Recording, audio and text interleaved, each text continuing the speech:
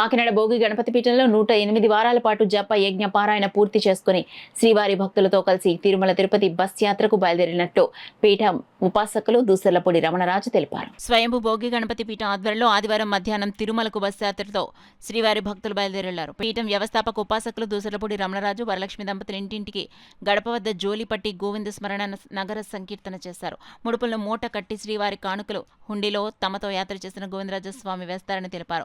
రాత్రికి విజయవాడ దుర్గమ్మను సోమవారం ఉదయం శ్రీకాళహస్తిని దర్శించి తిరుమలలో తలనీలాలు సమర్పించి ఆనంద నిలయంలో ధర్మ దర్శనం చేసుకుని ఆ రాత్రికి అక్కడనే బస చేసి తిరుగు యాత్రలో పీఠానికి బుధవారం చేరుకుంటామని తెలిపారు. మాతా సత్యవేణి, మురాలశెట్టి వీరప్రభాకర్ రావు, రవి, గిన్ని పద్మావతి, నాగమణి, అర్జున, వరలక్ష్మి, అనంతలక్ష్మి, గ్రంథి సత్య, వెంకటలక్ష్మి, అనంతలక్ష్మి పాల్గొన్నారు. ఈ గణపతి పీఠంలో శ్రీ స్వామి వారికి కాంస కవచ యజ్ఞం చేసినటువంటి సందర్భంగా 2023లో గణపతి పీఠం నుంచి తిరుమలకి కాలినడకన వెళ్లి కాలినడకన గణపతి పీఠానికి వచ్చి టీటీడీ వారు అందించినటువంటి శ్రీవారి పాదాలు ప్రతిష్ఠ చేసి కాంస కవచ యజ్ఞధారణ పూర్తి చేసుకుని 108 వారాల పాటు జపయజ్ఞ పారాయణ పూర్తి చేసుకోవడం ద్వారాగా ఈ రోజున ఆ కొండకి వెళ్ళేటువంటి కార్యక్రమం 108 వారాలు పూర్తవుతుంది. కాబట్టి ఈ రోజున ఈ యొక్క శ్రీవారి జపయజ్ఞ పారాయణలో పాల్గొనేటువంటి వారితోటి ఈ రోజున ఈ బస్సు యాత్ర జరిగేటువంటి కార్యక్రమం జరుగుతుంది.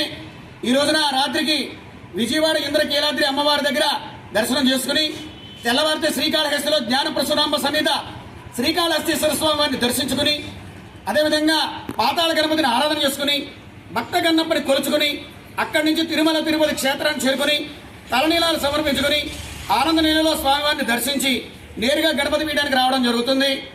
ఈ నెల అక్టోబర్ 10వ తేదీ రాత్రి 10 గంటల నుంచి 1 గంట వరకు కోల సంబరం జరుగుతుంది. తెల్లవారితే 11వ తేదీన బ్రాహ్మీ ముహూర్తంలో శ్రీదేవి భూదేవి సమేత శ్రీ వెంకటేశ్వర స్వామి వారి యొక్క దివ్య పల్లకి సంకీర్తన కళ్యాణ ఉత్సవం జరుగుతుంది. అదేవిధంగా 11 గంటల నుంచి దంపతులకి కూర్చోబెట్టి భోజనాలు జరుగుతాయి, తాంబూలాలు. అదేవిధంగా 3000 మందికి భారీ అన్న సంతర్పణ కార్యక్రమం జరుగుతుంది. ఇదంతా కూడా లోక కళ్యాణార్థం కాలజ్ఞాన సహితంగా వెలిసినటువంటి సృష్టి స్వయంభూ శ్రీ భోగి గణపతి స్వామి వారికి కాంస కవచ యజ్ఞధారణ జరిగే సందర్భంలో శ్రీ వెంకటేశ్వర స్వామి వారి యొక్క ఆ యొక్క కృతజ్ఞతాపూర్వకంగా 108 వారాలు పాదపూజ చేసుకుని ఈ యొక్క కళ్యాణోత్సవ కార్యక్రమాన్ని లోక కళ్యాణార్థం నిర్వహించడం జరుగుతుంది.